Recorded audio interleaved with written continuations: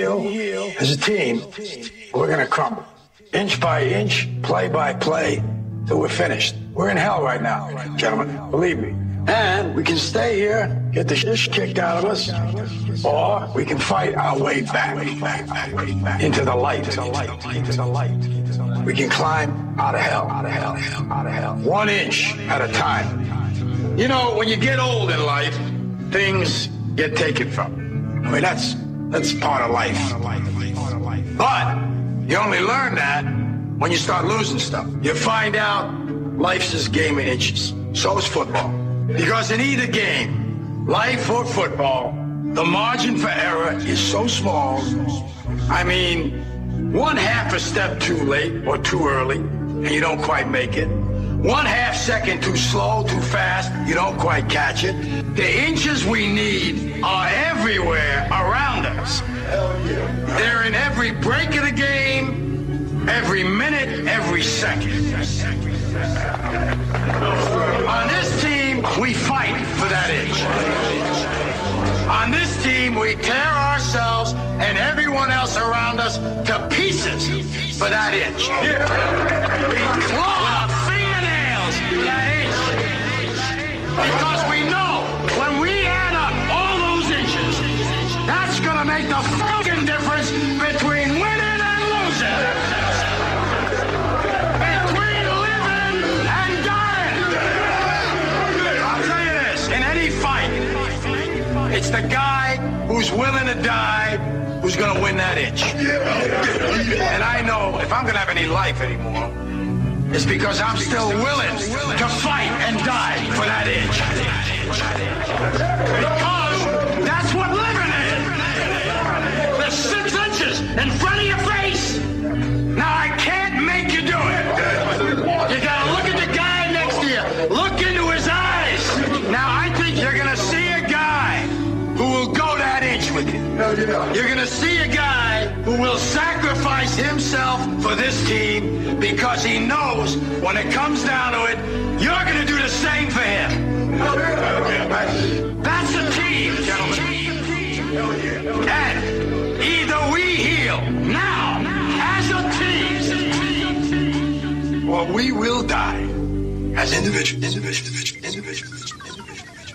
Ideas are bulletproof. Ladies and gentlemen, welcome to the show. It is January 4th, 2012. This is another live edition of Down the Rabbit Hole. I'm your host, Popeye from FederalJack.com. And tonight, I have an info-packed show for you, ladies and gentlemen. I have 2 very special guests that are going to hang out with me tonight. Both of them have been guests here on my show before, but this is the first time that they are both on the show together. Very important that I have both of them on.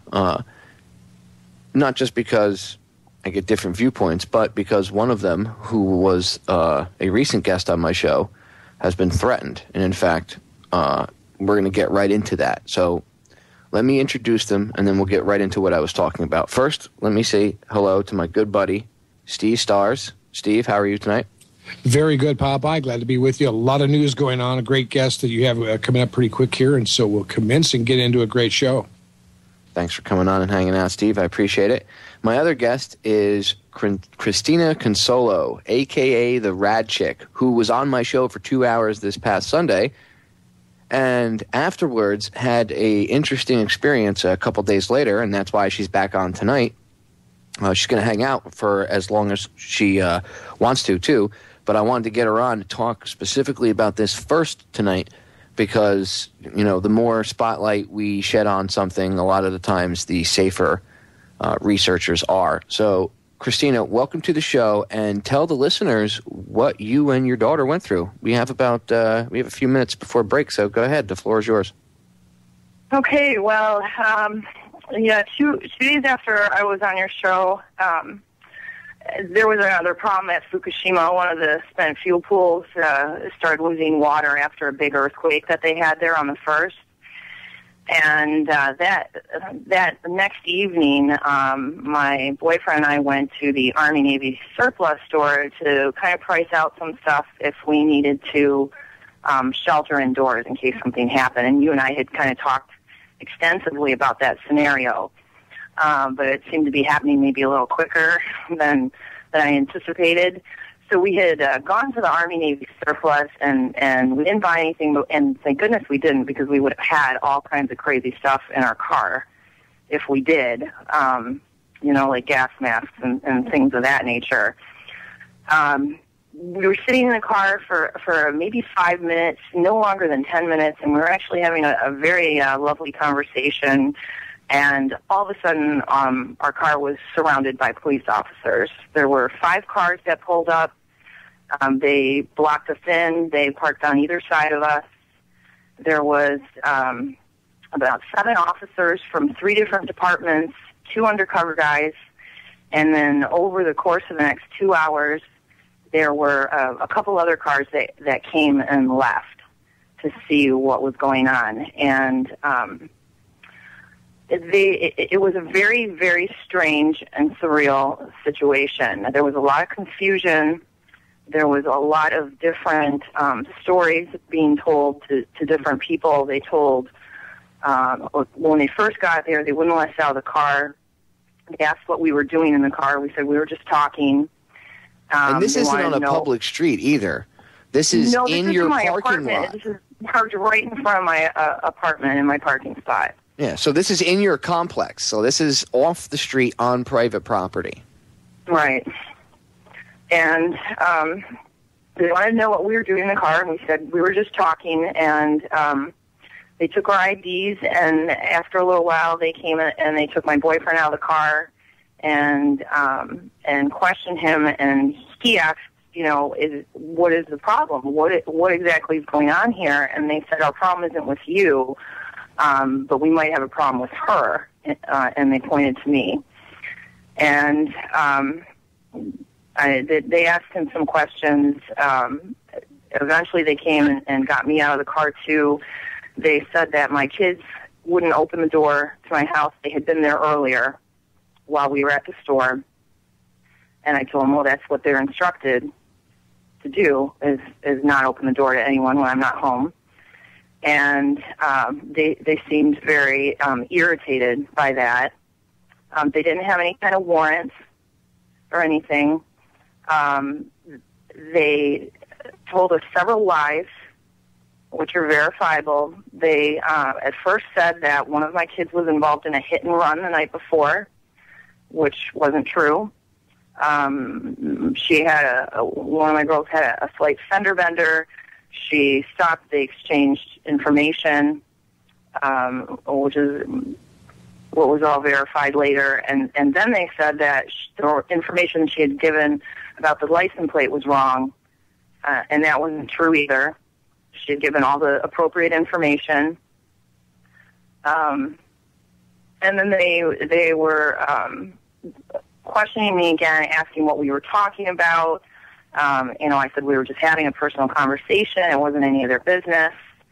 And they decided after a good hour and a half of this, making us stand outside in 10-degree weather, that they were going to take one of my kids in for an old shoplifting warrant. And we haven't been able to determine yet that there even was a warrant. She was with somebody who stole one CD from Walmart about 7 months ago. So, the situation doesn't make any sense at all. The outcome of it is they took her to jail. I had to bail her out later on. She was obviously very upset by the situation. There was some strange things that happened with the frisking that she had to go through, and I'm attempting to get all of the dash cams from all the cars and all of the mic recordings if they're available under the Freedom of Information Act. But we're dealing with 3 different departments, 7 or 8 officers.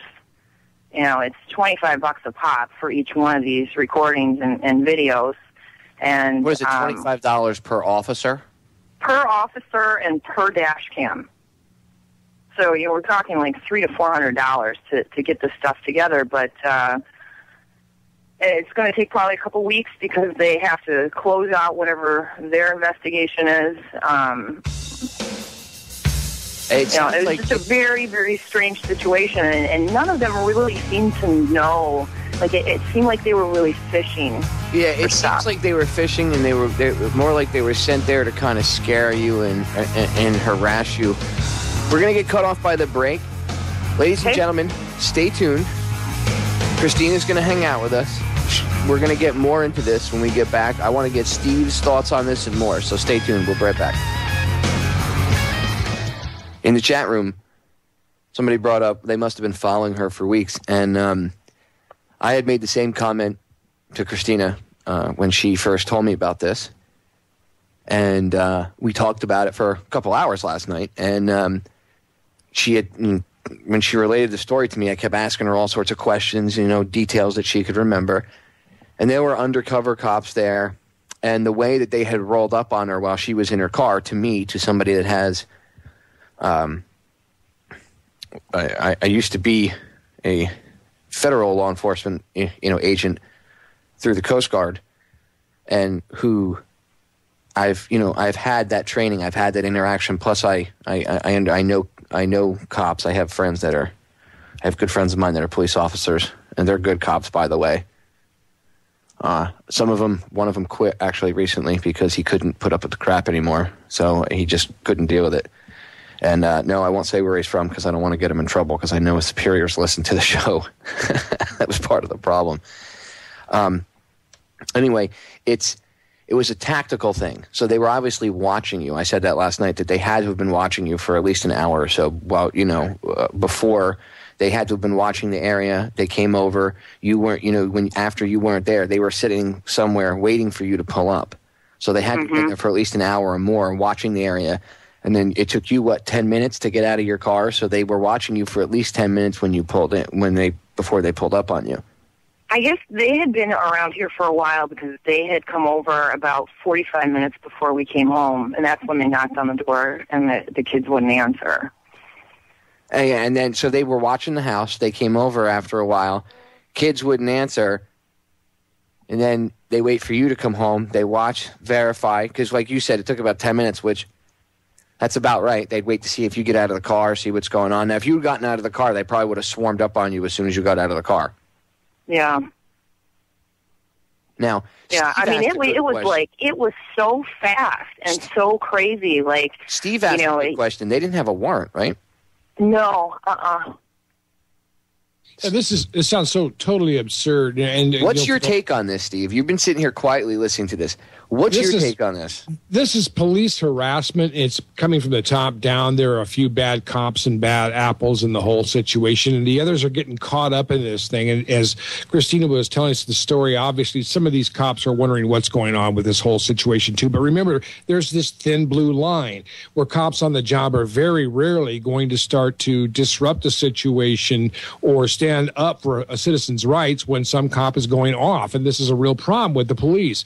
And my situation, or my thinking about the whole thing is, of course, if the listeners are just now joining us, Christina has been very vocal on the whole problem with Fukushima. She's been very much a person speaking about some very serious problems that the news media and a lot of other people do not want exposed. So the background is that there is somebody who is trying to target her and intimidate her with this kind of police harassment, and there are a lot of other cops getting caught up in this whole thing, all over a stolen CD that took place 7 months ago by somebody who her daughter was acquainted with. I don't buy it one bit. Mm-hmm. I mean, they must have had to do something, like, to have that kind of, like, show of force. That there had to be, someone had to get arrested for something, I guess. Well, yeah, there has I don't to be know. It makes it even more ridiculous that it's over something like that with that kind of manpower here for that period of time. And on top of that, I live next to one of the most crime-ridden cities in Michigan, Pontiac, Michigan. And there are murders and rapes and robberies that happen there every day. And they're one block over. I'm one block over from Pontiac. and they're, focusing on this stuff. I mean, come on. And they tried to drag me into a bunch of different conversations. They know that I'm a registered patient with the Michigan Medical Marijuana Program, and one of the cops was trying to instigate me by saying, that marijuana causes schizophrenia.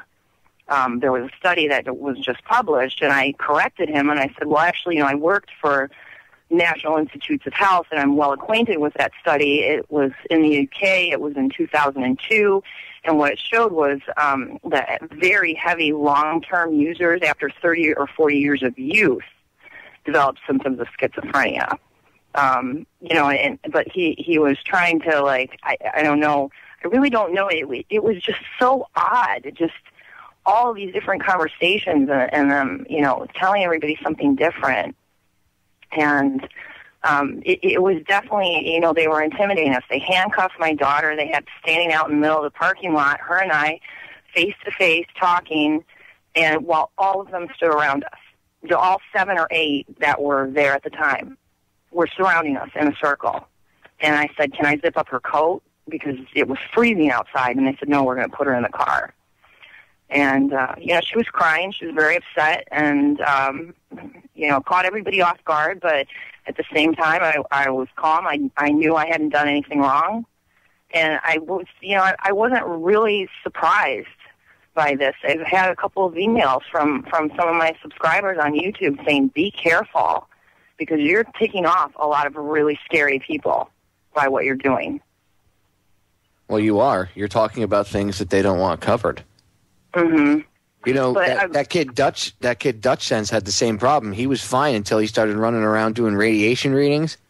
Yeah. A couple months back, and then he got a visit from the feds. Yeah, and one of his friends got shot.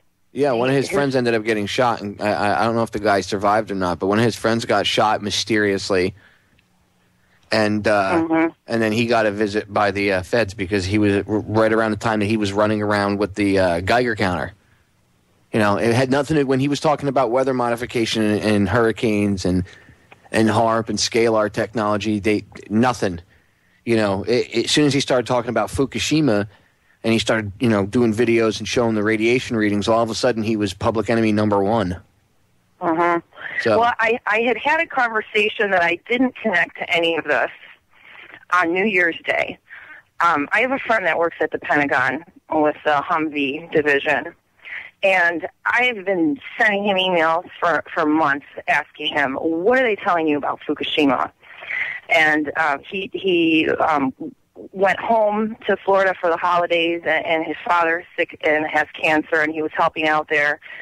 And he's been told by his superiors at the Pentagon that they do not expect more than 1,000 deaths in the U.S. total from Fukushima fallout. That's what their experts are telling the employees at the Pentagon. So, I mean, it's the government, they're not even telling their own workers. They're not telling their military. They're not telling their police department. And 3 months ago, I went to the city of Auburn Hills for a city council meeting. And after the meeting, I had a discussion with the chief of police. And it was right after the weekend, the Labor Day weekend. And in Michigan, the EPA graphs showed that over Labor Day weekend, our air quality, we had 350 CPMs in the outdoor air all weekend. And, those guys are outside all the time. And I was thinking, I wonder if the police department has been given any warning about taking protection, because that's over hazmat levels. And so I talked to this woman for a little while, and I told her what I was doing, and I told her about the EPA graphs, and I said, have you guys got any kind of warning from anybody about taking precautions with how much time your guys spend outside? And she knew nothing about it. So when I started talking about it, she's like, where's this radiation coming from? You see? So even their own people don't know. Even their own people don't know. They have no clue. Yeah, they don't care. They eat their own, Christina. They don't care. That's the The New World Order is evil. These people, I could sit and go on for hours about it. We're going to get cut off by the break. Ladies and gentlemen, stay right there. We'll be right back. 3 minutes. Stay tuned. We are back, ladies and gentlemen. I'm hanging out with Christina Consolo and Steve Stars.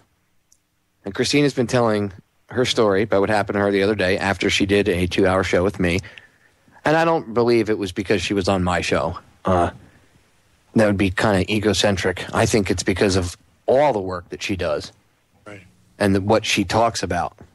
You know, when you speak truth, and especially about things that, you know, nobody else is talking about, and you start to get a following, you do piss them off.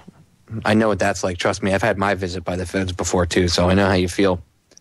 It's kind of like an initiation. Now you're really part of the group, Christina. So when they start messing with you, I totally don't think this was done, you know, because of your daughter and some stupid warrant, quote unquote. Which did they ever produce a warrant? Did you ever see a physical printed out warrant given to you? No. I'm still trying to get information about that, about what that situation is. And you're going to try to get all the dash cam video and everything, right? Yep. $25 per video. And per recording for each one of their mics, if they were even turned on. How many hours of video did they even, you know, bother to say that you'll get, you know? Because I mean, yeah, they were here, but at least 2 hours that night. But do you think that did you ask them if they were going to give you the full thing? Or let me ask you this: I guess they only give you whatever took place during your incident. They obviously don't give you the entire 8-hour recording for whatever the cop did for 8 hours. They probably only give you the time for your incident. So did they give you an idea of like how they know you know what I mean? Is there going to be any editing job? Do you remember enough that if you get the video, you'll know if stuff was edited out? Oh, for sure. Okay, that's good. What you ought to do? Sure. You don't forget. You guys forget things like that. I remember everything vividly. Before you forget, if I were you, I would sit down with your daughters, your boyfriend, yourself, and I would go over everything, and just take your camera, sit down, and record yourselves going over the event. So that way, as time goes by and other things get piled on top of you, you have a fresh account right there because you can watch yourself describe it in the video, and then that'll probably help you remember. Oh yeah, and it'll make the memory fresh. That's what I would do if I were you. And record everybody's statements and keep them, just keep them on a memory card somewhere or put them on a CD or something. That way you have that. Yeah, writing everything down is as good as testimony, I believe, and for recall purposes in case anything ever went to court. I've already had people offer one of the RadChicks on my website, has some legal connections and has offered to help me file a harassment suit against the departments that were involved. And I said, let's hold off. Let me see what I get first in terms of, hard copy stuff. And because I'm too busy to be, dealing with this too. But if I've got a boatload of information and if she reviews it and thinks that we should go ahead of it, we're probably going to do that. Did they ever file charges? Somebody in the chat room asked that. Rob, a friend of mine. No, they have not filed any charges. So they released her. You bailed her out, but they never filed any charges against her to be holding her. So how? No. In fact, the police department that had the jurisdiction for the actual shoplifting, it was another department in Macomb County. And when they took her, when the county cops from here, they had to drive her to a location and then switch her to the other officers. And all the way there, they kept asking her, what were your mom and her boyfriend doing in the car? Why were they sitting in the car? They kept, trying to get information about that. And the other cops that had to come and get her were asking her then on the way to the jail, what is going on? This is really unusual for them to call us out here and this time of night for this kind of charge that's this old. What they were really ticked off about it, and they were actually talking some smack about the cops that were here to her. So the other cops, the cops from the city that this incident happened in, which isn't the same city that she was arrested in, okay? They came to pick up your daughter, and do the transfer and all that crap, because that's how it has to be done. Mm-hmm. And they were talking crap to her, a quote-unquote, I'm doing air quotes, suspect, about the other police officers who had arrested her. Yeah, and they said that it was highly unusual. There you go. And it didn't make any sense to them. There you go, ladies and gentlemen, right from the horse's mouth. Steve, what do you think about that? Well, did anybody miss a court date on the shoplifting case or anything like that, Christina? Was there a court date? No, there was no court date. There's been no notification or anything. She was questioned at the time of the incident at the store.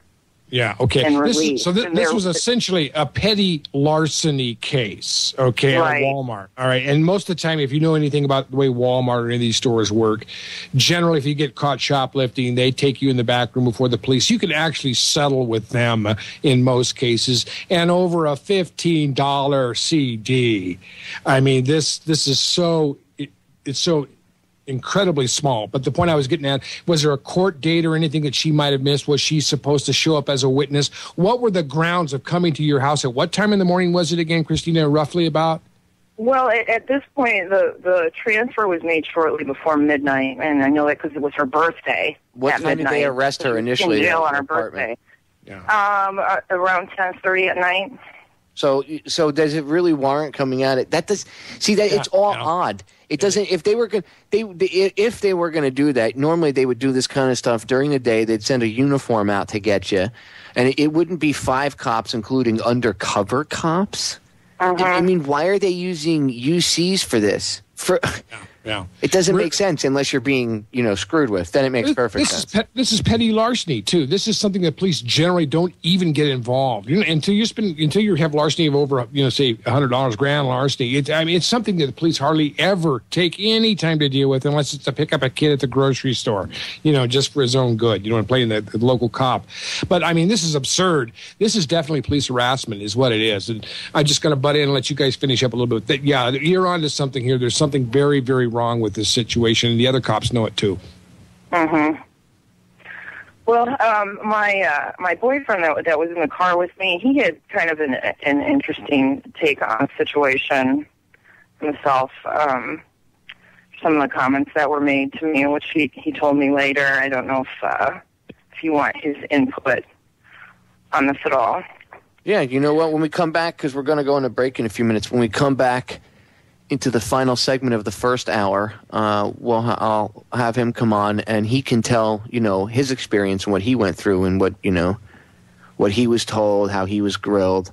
Because it's good to get, differing viewpoints that way, because, everybody's, personal experience also adds up to the collective experience. So It's good to get everybody's viewpoint. Yeah. Let's hear him. So, when we come back on the other side of the break, we'll bring him on. Steve, I want to ask you something. Okay. Because we got a few minutes, but I want to ask you something really quick. From your viewpoint, knowing, what you've been through and what you've seen other people, other researchers go through, do you think this is just low level, or do you think somebody maybe higher up maybe is pissed at her and they just, they know somebody, because you know how that is, the good old boy network. Somebody on the inside, you go to them, you tell them to get stuff done, and then they go to their crew and just say, do this, no questions asked, just do this. Right. And that's kind of what it looks like what happened. I think this is extremely high up, Popeye, because if you see, obviously there's enough police officers, if we call them that aren't even aware of what's going on and why this is happening. Somebody is working for the feds on a very high level amidst this group, and he's the one that is targeting you for harassment, and he's dragging all the other clowns in blue along, and they're not knowing what's going on. The whole thing is absolutely absurd over a petty larceny case to make this kind of a federal issue. This is a very very high intimidation tactic that's coming probably from way beyond the FBI, people in national security or wherever it's coming from. Somebody there is working with very high-level feds, is my guess. Let us never tolerate outrageous conspiracy. Yeah, that's what I'm... See, again, great book to understand how this kind of stuff works. Great book to read. The Secret Team by Colonel L. Fletcher Prouty, ladies and gentlemen. The Secret Team by Colonel L. Fletcher Prouty, and it'll explain how the CIA controls things and does things like this. All right, we're going to break. Stay tuned, ladies and gentlemen. We're back in a few minutes. Steve Stars and Christina Consolo. Welcome back, ladies and gentlemen. I'm hanging out with Christina Consolo and Steve Stars. And right now, Christina's boyfriend has been kind enough to come on, and he's going to tell us his experience and what he went through. Because, like I said, it's a collective experience, but they all had individual experiences with the cops, and that's what makes the story really weird. And, why some of the shady stuff that was going on was, they would talk to one person and ask them one thing, and I know police do that, but usually they would still ask some of the same questions, and every time it was, oh, it's about this person, or it's about this person, or that person. So, good to get different viewpoints. So, let's welcome him to the show. How are you? Say hello to the audience. Hey, everybody. Thank you for having me on.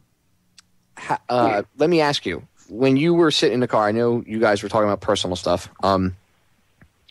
Were you surprised, like, they rolled up on you, kind of like SWAT team style, I know how they do it.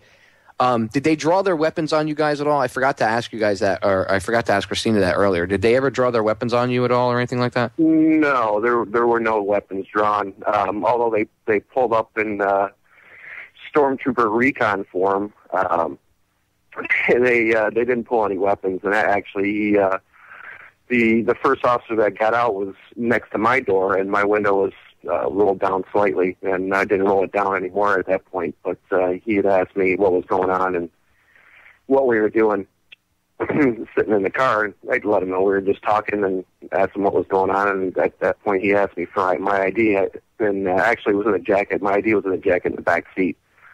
And so I had to step out of the car, and I thought at that point I was going to give him the run around a little bit, knowing my rights, and start asking him some questions, but I could feel right away the energy that was coming off him. So I decided to go ahead and give him my ID.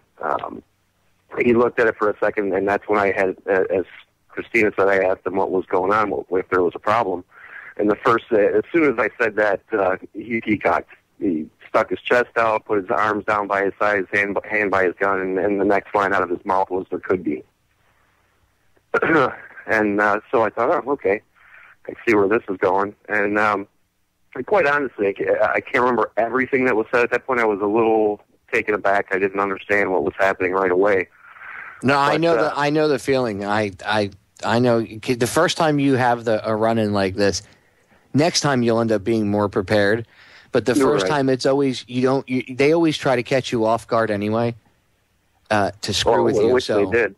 Yeah, they do. It doesn't surprise me that he chested up. See, obviously, they operate on this fear where they're everybody's a possible terrorist, and you see as soon as you asked him a question, pretty much, and he didn't like what you said, and all of a sudden he had to rear out and put his hand on his gun like, I'm tough. I'm not afraid of you. I don't care if you know your rights. I'm tough. You know what I mean? Like, unprofessional. Childish behavior. Well, after he looked at my ID for a minute, and he asked a question or two, and then he said, well, we're not here for you. The problem was with her. And I thought, well, what's going on? First of all, I mean, the first thing that popped into my head was, we're sitting in a dark parking lot. There's a porch light maybe, 20 feet away from us, 30 feet away.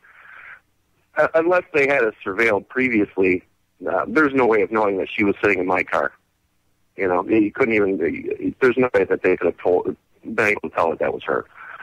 So I knew right then and there that something was fishy. It wasn't just a normal, they saw us sitting in the car and, maybe they thought we were smoking weed or something and decided to pull in, just happenstance. There was no way it happened that way. They had to know. They don't SWAT team. I mean, if they're looking for you for a reason, they SWAT team you like that. They come up, they roll up. But did they block the back of your car with one of the police cars?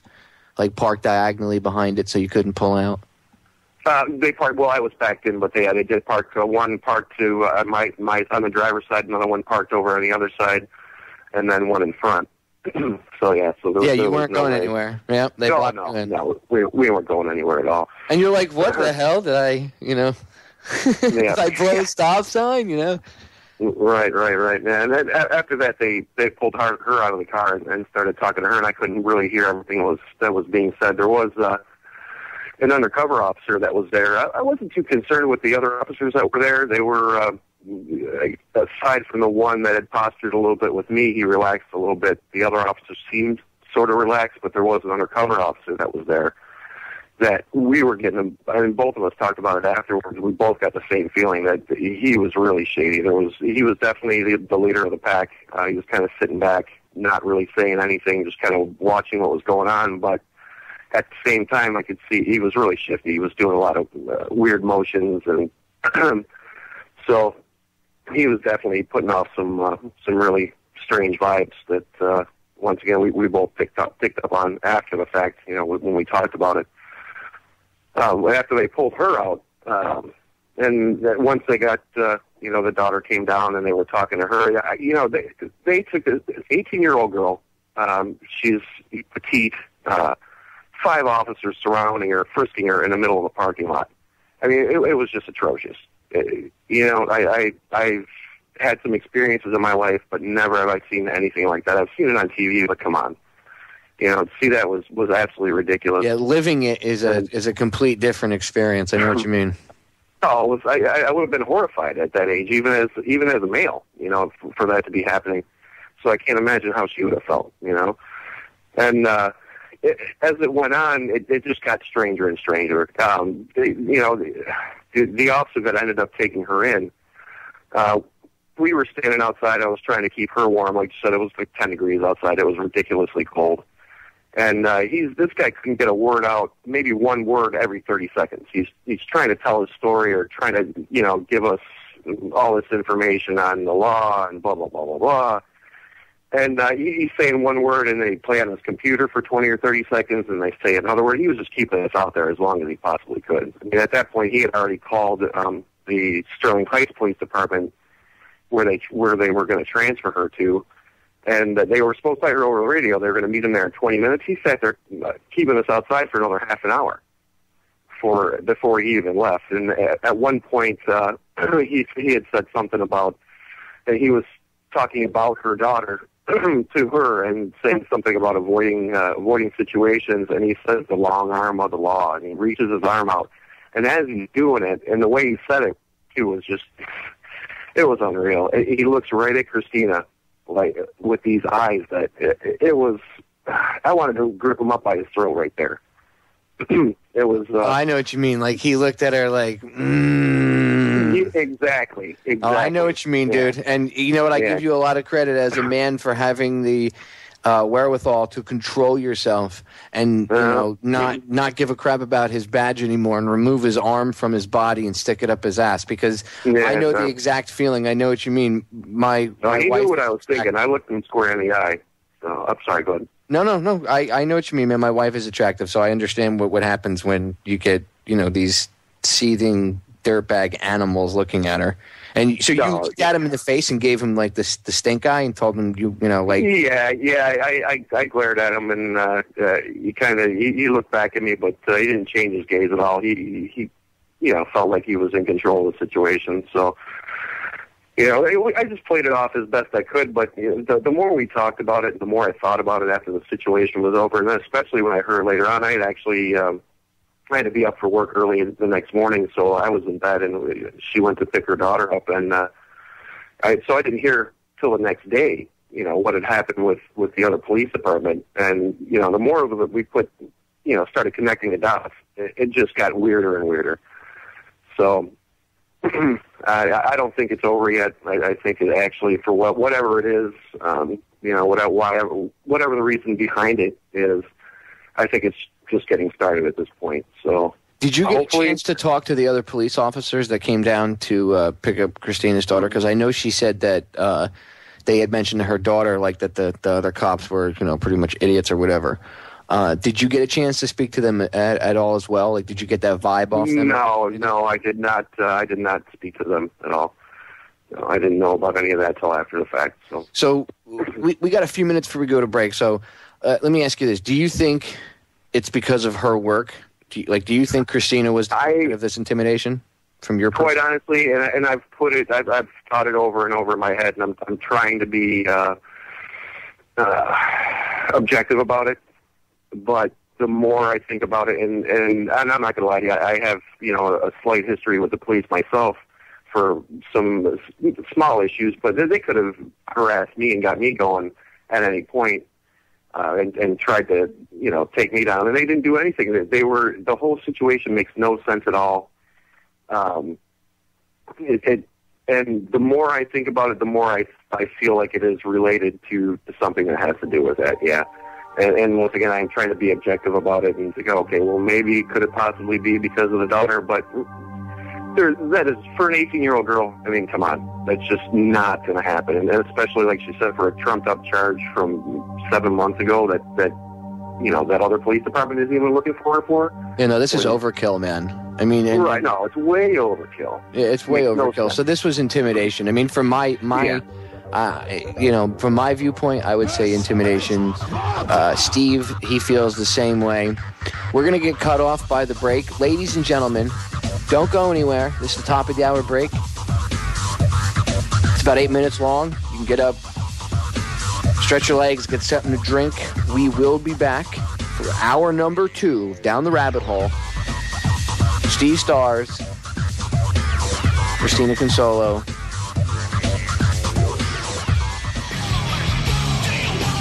Ladies and gentlemen, we are back with hour number 2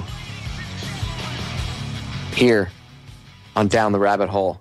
It is January 4th, 2012. I am hanging out with my good friend Steve Stars. Good to be here. Yeah, Steve, welcome. And joining Steve and I tonight is none other than the famous RadChick herself, Christina Consolo. And the first hour, she's been talking about her shakedown recently. Christina, let me ask you this. Do you think yourself that, you've heard us pontificate for the past hour. We were lucky enough to talk to your boyfriend in the last segment. Again, thank him very much from myself and the listeners for coming on. Do you think that, are you convinced 100% that this is not something, this wasn't just some random thing, that this was, somebody trying to, maybe send you a message perhaps like, hey, shut your mouth, stop, this will all go away if you stop, maybe, something like that? It sure seems that way. I mean, and there was definitely a lot of intimidation going on. Like he said, the stormtrooper roll-up. It was just completely unnecessary under the circumstances. And, I've talked to my neighbors since then. I asked, did anybody videotape what was the circus that was going on out here, the other night? And they all saw it, and they were kind of wondering, too. And I explained the situation to them and the research that I'm doing, and, gave them my website info and stuff so they can look into mitigation for their kids. And just, I guess any publicity as far as the situation goes is good, because that is my goal, is to get the word out as much as possible. It's unfortunate that it has to come from this turn of events, but it's important for people to know, too, if you are, speaking out, especially right now with the kind of climate that we're in, and with NDAA and everything else going on, that you really got to watch yourself and take precautions. And I think it's a good idea if you're on YouTube or if you're going to protests, or if you're even listening to any alternative media shows and you're in the chat room and so forth, I mean, you could potentially be considered a terrorist.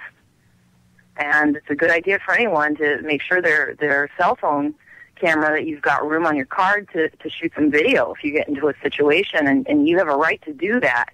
You're in a public place, having a public conversation, with a police officer, you're allowed to tape them. And, that's just how I'm going to handle it, and just document everything, like you said, write everything down, date it, all of our observations and everything that we remember for all of us to do, not just for me, but for everybody involved. And that's all you can really do. I mean, it's not going to make me stop. I will never shut up about this. No, that wouldn't be good either, because, that doesn't protect you. The more vocal you are, the better off you are. Right. You know what I don't get is how these brain-dead cops don't look and say, well, she's talking about Fukushima. Oh, she must be a terrorist. I mean, I wonder what crap they must have fed them, to go bust your chops like that. Because, I mean, if anybody looked into what you're talking about, it would benefit them to listen to you, especially if they have kids or a wife or any other family. And I mean, months ago, I tried to warn that department from their chief of police that this was going on to protect their officers. It's not up to me to decide, who lives and who dies and who gets sick and who doesn't. I put the information out there. It's for everybody. If you listen to it or not, that's I wonder your if choice. They initiated an investigation into you after you gave that information to the police department. Because the listeners might not, because sometimes people tune in or tune out, during the 2 hours. Briefly go over again that you gave what information you gave to the police department, and then let me get your thoughts on if you think that maybe that. Maybe they thought, oh, wow, she's weird.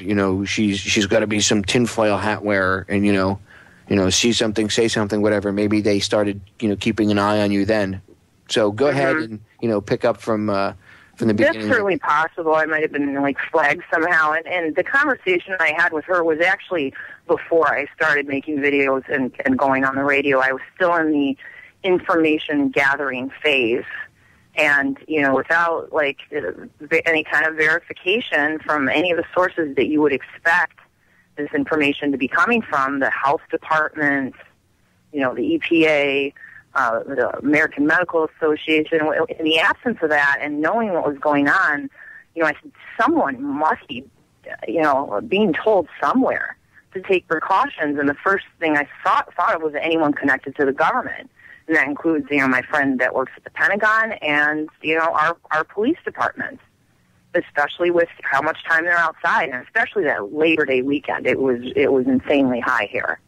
And I really thought that something would have been said, at least in terms of air quality. If they didn't say it was radiation, they might have said, air quality was bad or something, but nothing. There was no indication. And it was just another red flag, but it was something I needed to find out, and it was kind of like the final,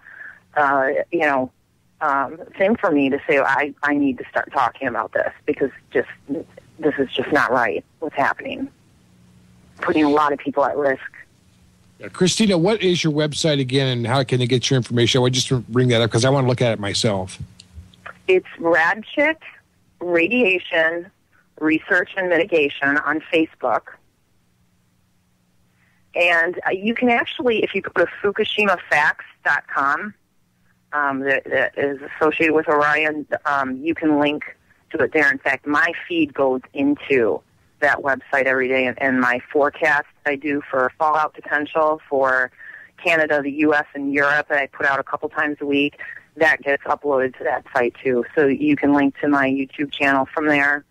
Or my Facebook page. And there's monitoring data also on that page where you can go to the actual EPA graphs and look at them yourself. And you can go to the EURDEP page and look at the European data sites. And we've had levels that were up, everywhere over New Year's weekend. Yeah. Papa, I was just going to say that if this thing wasn't a problem, there wouldn't be any concern about talking about it. And if the police or the health department said, look, we've got to settle people down who are flying off the handle, concerned with something that really isn't a threat. If that were the case, wouldn't they come up to your door and say, Christina, here's the facts that we have. If you're scaring people, we're going to have to come over here and talk to you again. But, there's nothing here. So you're really in a situation where you're endangering the public by giving them bad information. But that's not what you're hearing here at all. We're not hearing anything. Everything that I'm saying about the situation is all verifiable data. Right. From very well-respected researchers that I follow: Arnie Gunderson, Christopher Busby, Lauren Murray, Helen Caldecott, all the people that I think are absolutely on top of this stuff. All I'm doing is reiterating the studies that they cite, the information that they're giving, and very little of it comes from my personal observation, besides the fallout forecasts that I'm doing. But, I use all the data from Chernobyl. I use all the health effects of radiation based on the studies that were done in Chernobyl and extrapolate that. There was, 8,500 kilograms of uranium in the reactor that blew up in Chernobyl. There were 85,000 kilograms in the reactor that blew up in Fukushima. And you look at the weather patterns that happened with Chernobyl where the fallout occurred, and you look at the weather patterns that happened over here after Fukushima, and the data we found already: plutonium all the way in Boston, cesium levels in our soil in the U.S. from all over the U.S. that were actually 18,000% higher than what UC Berkeley had reported at the beginning of this. This is all verifiable data. And all I'm doing is all you're doing is taking the data that's already out there and you're putting it together in an easy format for people to be able to read it and understand it. But that makes you a bad guy because you're making people think, Christina, and that's a crime now in the new USSA. Ladies and gentlemen, we're going to break. Stay tuned. When we come back. Great show tonight, Popeye. Really good show.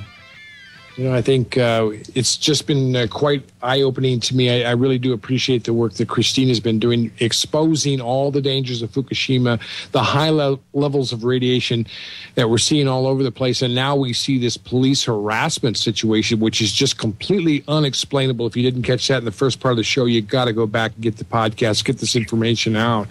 And then, of course, what are the long-term effects of depleted uranium? What are the long-term effects of fallout? We've talked about the zombie apocalypse where people begin to break down, mood shifts, mental instability, all kinds of things like that, Popeye. Christina, what do you guys think? Is that something that's part of the potential of what we might be seeing down the road and all the time that, nobody's afraid to, everybody's afraid to talk about it under this Patriot Act lifestyle that we live now? Everything's national security and none of our business. And if you protrude into some of this information, you're in serious trouble. That's the way it seems to me. Depleted uranium has been studied extensively about the effects that it's had on populations that we have bombed, and the horrendous fetal congenital abnormalities that have occurred in Fallujah. People are having babies with one eye in their in the middle of their forehead. Right now, Christopher Busby just presented a talk on that, and by using hair samples from the population, he determined their exposure. Depleted uranium is only a fraction as dangerous as the uranium that blew out of those reactors. And uranium goes right to the brain, and it makes people crazy. And that was documented in 2002 by 5 soldiers at Fort Bragg that, within the span of a few months, killed their wives. And a couple of them then killed themselves afterward. And all of them tested positive for depleted uranium in their urine and in their semen. And today a study was released on Any News about the crazy effects that it had on wildlife around Chernobyl after that reactor blew up. They had foxes and wolves that were acting like they had rabies, randomly attacking people. They had a large boar that actually plowed into one of the researchers' cars that was on a road traveling to the reactor and almost ran the car off the road from the force of this animal hitting the car. And, it makes animals crazy and it makes people crazy. And I'm starting to wonder if that's what the zombie apocalypse is all about. Yeah. It's definite nerve and brain damage related kinds of illnesses, it sounds like. And this is what, you're saying this is even far worse with the kind of Fukushima, which is high concentration fallout than what we've seen with even depleted uranium in places like Iraq, right? Yeah, the depleted uranium is a byproduct of the stuff that they make to put in the reactors. Stuff in the reactors is many, many times more potent and dangerous. And then there's plutonium, which is finely ground into a powder before it's mixed into those MOX fuel pellets, which we know were running in the reactors at Fukushima. And then a couple quick stats on the lethality of plutonium. Carl Sagan had said years ago that 1 pound of plutonium evenly dispersed would kill 8 million people, but the math has actually been redone and it's been corrected to 1 pound of plutonium would kill 2 million people. 1 fuel rod weighs 650 kilograms. That's 2/3 of a ton. And 1 fuel rod has the potential to kill 2.89 billion people. There's 1,600 fuel rods in the spent fuel pool that's now leaning and losing water in reactor number 4. And reactor number 3 that blew up in March, that spent fuel pool only has 1 discernible fuel rod left. The other ones were blown all over the countryside into the ocean. They found portions of the fuel rod 1.5 miles away from the reactor. The rest of it was vaporized, turned into a gas, and floated over here. And especially the people that live in the Pacific Northwest breathed this stuff in heavily in the end of March, all of April, and all of May. And that was been determined from analysis that was done on car filters from the Seattle area. Wow, it's amazing. So there's a large network of people now taking readings, and how accurate are the information readings coming back to us right now that we can, really ascertain where the clouds are moving or where the fallout's hitting the hardest and how much is out there? Well, it's all crowdsourced data, and there's a radiation watch page on Facebook where people post their data. They talk to each other and learning how to use their Geiger counters. There's a lot of people that were getting them at Christmas. So we should have a lot more people inputting data there. And they, everyone realizes like the importance of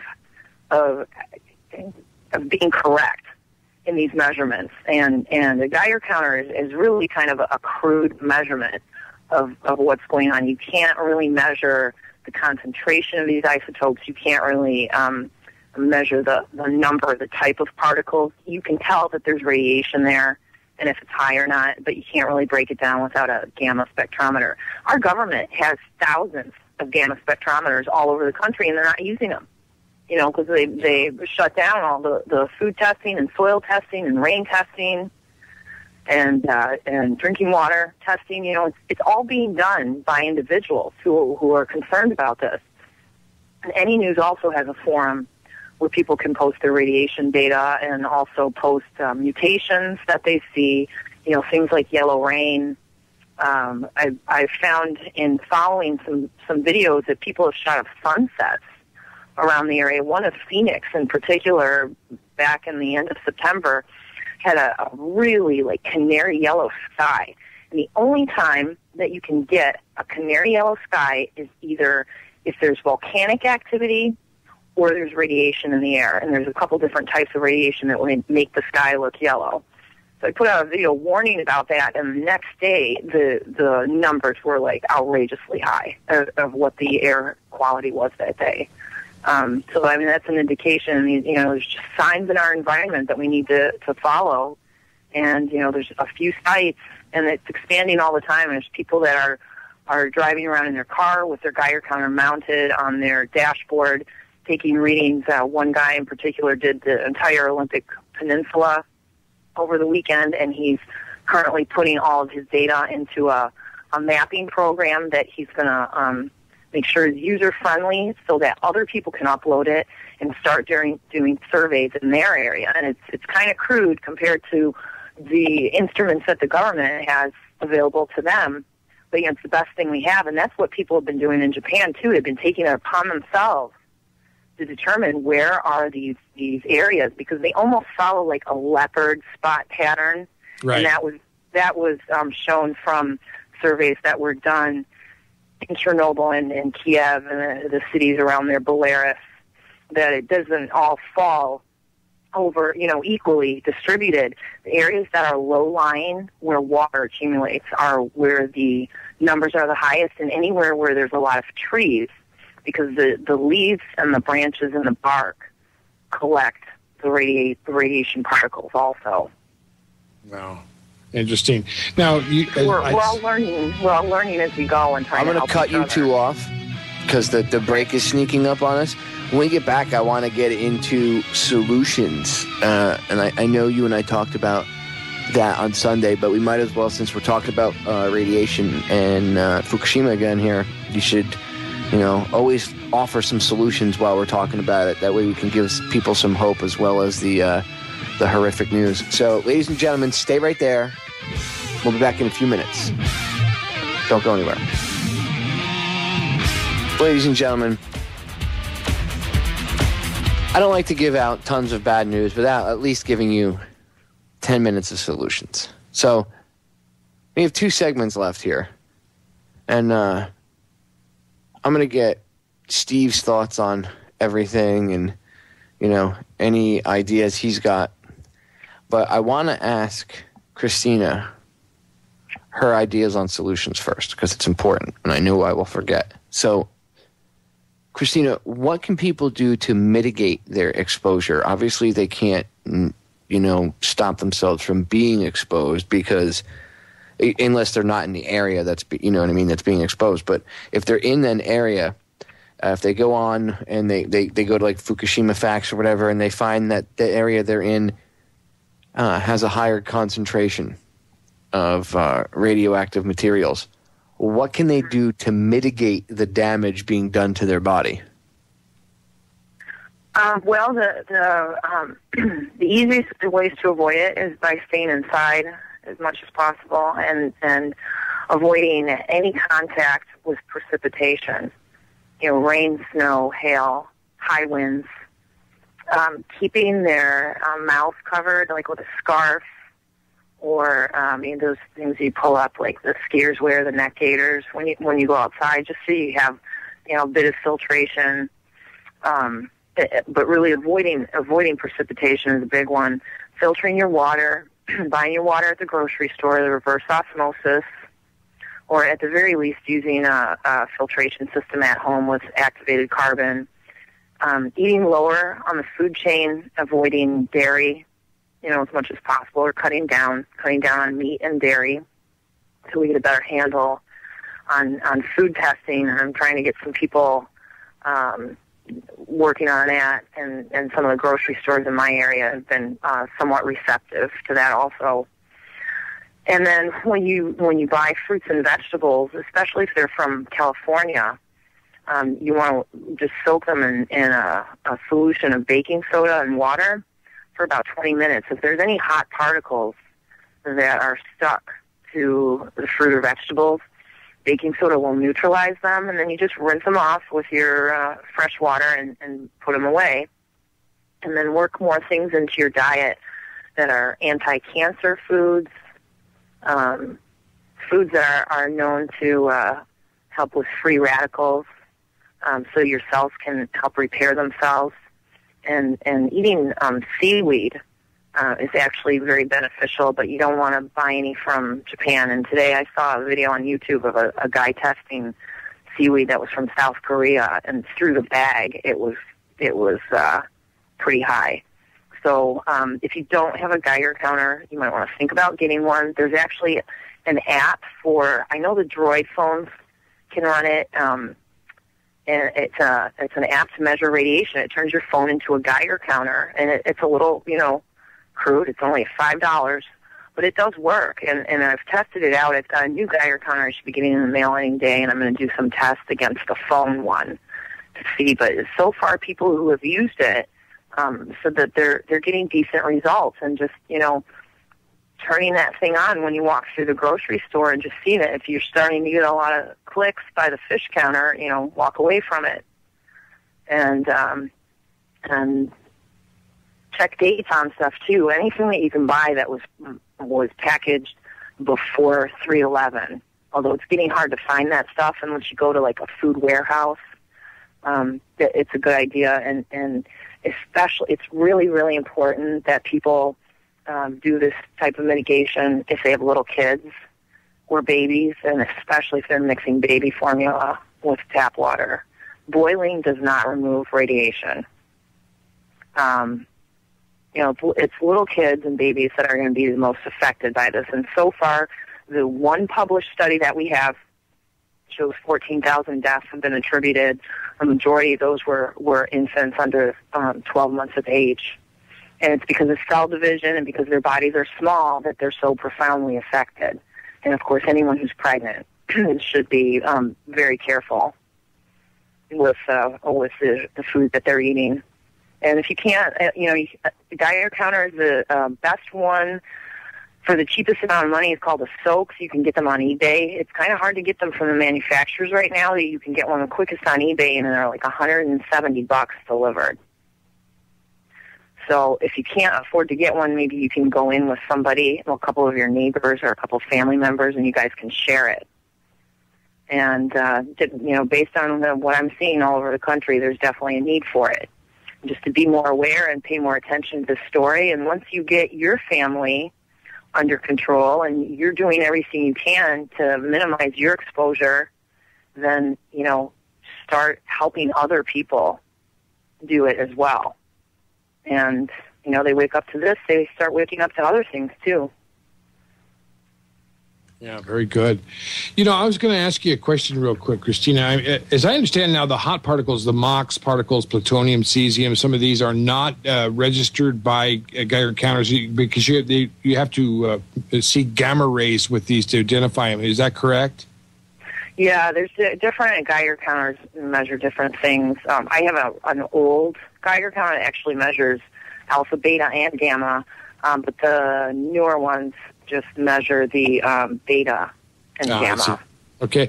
Is there any way that we would, say, for example, notice these particles in nature? Would you notice spots on leaves, or would you see anything like that you know? Oh, yeah, for sure. And I photographed some of that stuff around here back in July. We have mutations occurring in the plants here.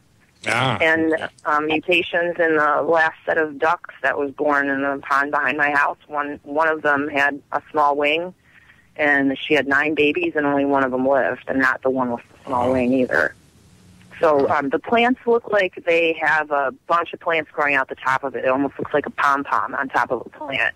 I've had some people say they've seen a lot of albino insects over the summer.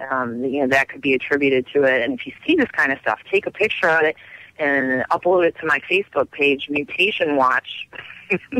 I got that started a couple months ago in anticipation of the spring, because I think we're going to be seeing, with the stuff laying around on the ground and from the snow melt, that a lot of the fast-growing plants, like weeds, like dandelions, will show it first. And that was already happening in Canada, in Alberta, towards the end of summer. They were photographing dandelions with 4 heads and huge stems and things like that. You will notice it if you're looking for it. The other thing I noticed is all summer we didn't have a single earthworm that came out on the pavement after a rainstorm. Usually there's worms all over the place. Right. Yeah. If you go like in a barn and you dig into the ground, there are worms there, okay. But if you dig into the ground outside, there's either no worms or they're very lethargic. Sick. Those are all clues in nature, and I have a video out about that, too, where I list all of them and have the photographs of the mutations that I've seen. And I live in Michigan, and, so I'm not even near the Pacific Northwest, and I'm seeing this kind of stuff. And I've also heard people reporting different colors in plants and in chickens. in the Pacific Northwest. They had some weird colored chickens, and that's one of the things, mutations sometimes alter the color of plants and animals in strange ways. Yeah, we should look at those things and start compiling data on them and seeing these photographs and then trying to correlate those with readings, I think, as well. You know, I was just going to say, though, that I think you've done such an incredible job. In the first part of the show, if listeners didn't catch it, this police harassment really is impressive upon me, that you're flying over the target and you're getting flack. Something's going on here. I mean, they do not want us to know this stuff, Christina. Yeah, they wouldn't be screwing with you if you weren't, zeroing in on something that was accurate. If you were just talking out of your ass, and some tinfoil hat-wearing kook, they would leave you alone. They'd be like, oh, that's just, crazy Christina. But no, if you really hit a nerve, that's when they come and start screwing with you. Yeah. We should follow this up, and I'd like to get as many, if possible, try to see if we can get as many inside perspectives from some of the cops that were there that night, ask them some questions. If necessary, get an attorney, and I can, I'll talk around a little bit to a friend, like I said, of mine who was a former assistant DA and defense attorney, and get some ideas and say, look, what's going on with this? He's also concerned about these issues. He's been with us on shows before, and, we really need to get you some help. If necessary, in terms of the costs involved in getting these tapes from the dashboards, all the information you need. But maybe we can talk about doing that, Popeye. Yeah, I agree. If you know what, we'll talk about that on the other side of the break. We'll figure out a way that maybe if the listeners want to help Christina help her get a hold of the dash cam videos via the Freedom of Information Act. If they want to help donate to that or something, maybe we can help arrange that. We'll see what we can do. Ladies and gentlemen, stay tuned. We'll be back with the final segment. Don't go anywhere.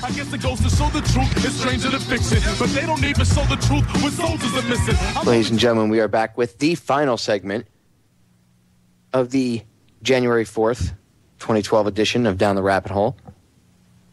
I'm your host, Popeye from FederalJack.com. I want to say thank you to all the listeners for tuning in and hanging out with me for 2 hours. As always, it is a pleasure to come on and bring you, ladies and gentlemen, information. I always try to make it relevant.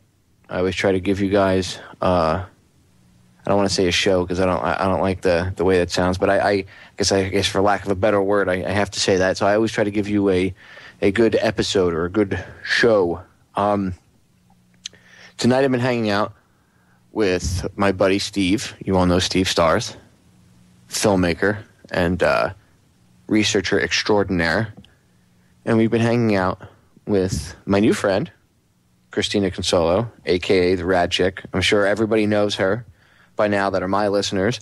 And there's plenty of people listening to the stream tonight that are probably Christina's loyal followers on her Facebook or on YouTube. So I want to thank you guys for tuning in and listening. Christina, we got a few minutes. I'm going to give you guys, you and Steve, the floor here.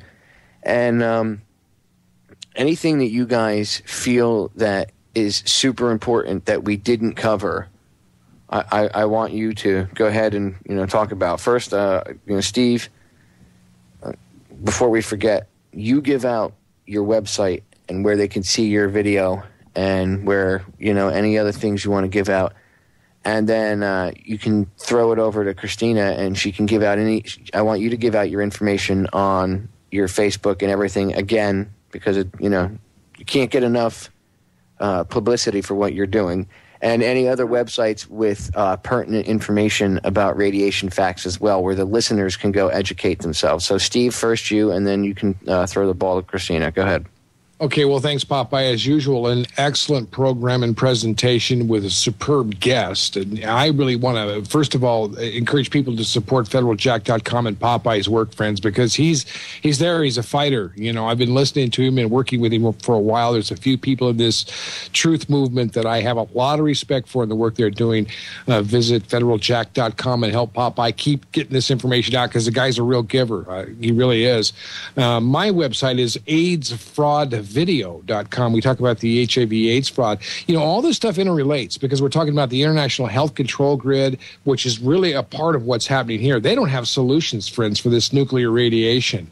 And that's one of the reasons why they're keeping this so hushed up, because this situation is pertaining to the entire world health situation. So, I mean, the entire world health situation is completely out of control, unmonitored, and there's so much secrecy and lies, just damned lies going on here. Now you hear Christina's story tonight. You get this podcast, get it out to your friends. I'm going to take this site podcast off, and I'm going to send it to a lot of people that I know that are just kind of borderline on listening to the truth right now to hear this information. She's being intimidated by the police. She's being hassled, harassed, harangued because she's getting information out that they don't want you to know. Now, they can tell you that this is for national security, but we know what that means. It's security for the people who are in trouble and who are the maniacs behind this elitist New World Order situation. So you can visit my website, AIDS Fraud Video, if you like, but I would really encourage you to help Popeye and Christina. And Christina, I know that you're going to be giving out your information. Just maybe one more question while everybody gets their crayon, as Bob Tuskin says, and gets ready to copy down your information so they can visit your sites. You know, you've given us some solutions. Christopher Busby is a man I have a lot of respect for, too. How long is the half-life on this stuff? I mean, what do we do to clean this up? What do you think we're going to have to do, and what kind of worldwide effort are we going to have to really identify this problem and finally put an end to these toxic, nuclear reactors that are causing this much trouble? What do you suggest? Well, to break it down in order of importance, really the biggest threat right now, and most immediate threat, is if this spent fuel pool, which is very precarious. If that thing tips over or catches on fire, everyone would have to shelter indoors. And you really need to talk about this with your family and already think about and scope out like what you would need in terms of like water, non-perishable food, medication, diapers, stuff to keep the kids busy, playing cards. I mean, bathroom facilities. What are you going to do with the pets? Just talk about that stuff now, because if it happens, and it really could happen any day with how that thing is sitting there and the earthquakes that are going on around Japan. There was a 7.0 on New Year's Day right after midnight. Just be ready and be prepared so that you're not scared if it does happen. So you have some kind of plan together. And, the second biggest thing is dealing with the releases now and just doing simple things to mitigate. If you avoid the precipitation, you filter your water, you're already doing a lot just by those two things. And then, once you get your family situated, try to talk to people who have access to other groups of people, especially people who work in schools, because all of the kids in schools are drinking out of the drinking fountains, and that water is not filtered. And, eventually, and hopefully sooner than later, we've got to get these nuke plants shut down over here. There's 23 of them that they call double-decker beach bombs. They're the Mark I boiling water reactor, like the ones that blew up in Japan. They've got the spent fuel pools on top of the reactor. They're very unstable. People who worked at GE and designed them quit in protest after the prototypes were ran. Everything that I've said tonight, if you have any doubt about it, go to any news, go to my website. Everything is verifiable. There's links to every single article. Everything that I have talked about tonight is on there, and you can see it for yourself. Okay, get those websites out again real quick, if you will, Christina. All right, if you go to Fukushima Facts, FukushimaFacts.com has a link to my YouTube and a link to my page on Facebook. It's RadChick, Radiation, Research and Mitigation. If I had any idea so many people would be looking for it, I wouldn't have made the title that long. I can't change it now, and you have to put the whole thing in to find me. Or you can just find me. My last name is Consollo, CONSOLLO, and link to it through there. And just pay attention to this and get rid of your cable and start using alternative media, because you're not getting any useful information from mainstream media. Everything is controlled by the corporations and the government, and even the cops and the military have no clue what's going on. We're all being duped. Did you see Man Coulter tell everybody that radiation is good for you on Fox News? Idiot, Yeah, she is an idiot. She is an idiot. And it's not true. All of it's bad for you. All of it.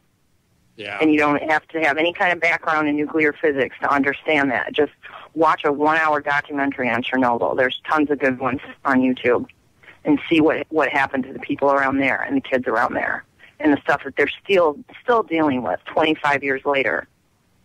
Even Gorbachev feels so bad he runs a foundation for people who have been hurt by the radiation fallout.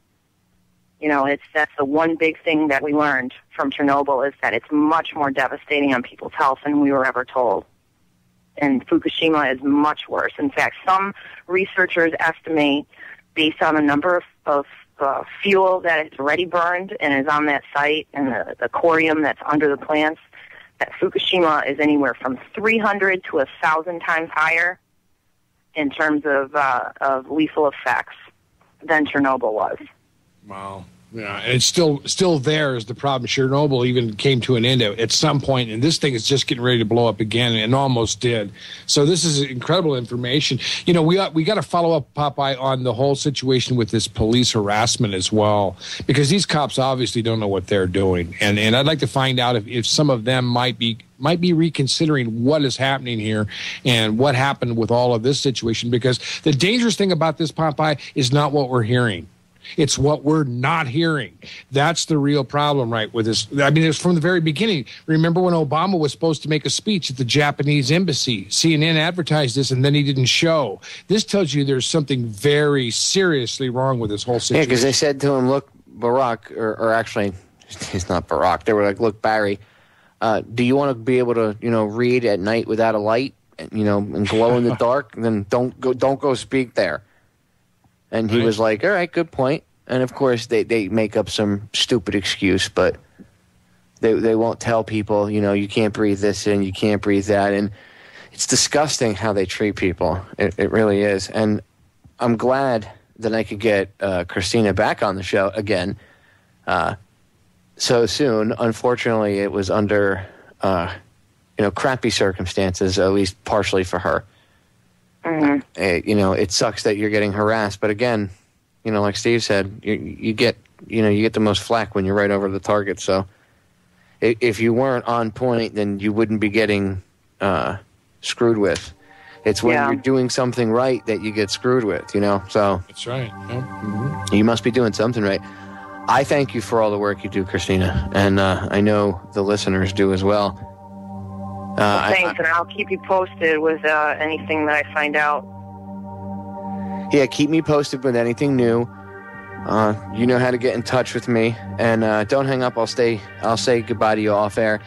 Steve, thank you for coming on again. I appreciate it. Thanks for coming on and hanging out, dude. My pleasure, man. Once again, it's always a pleasure to hang out with you, ladies and gentlemen. Thank you for tuning in tonight.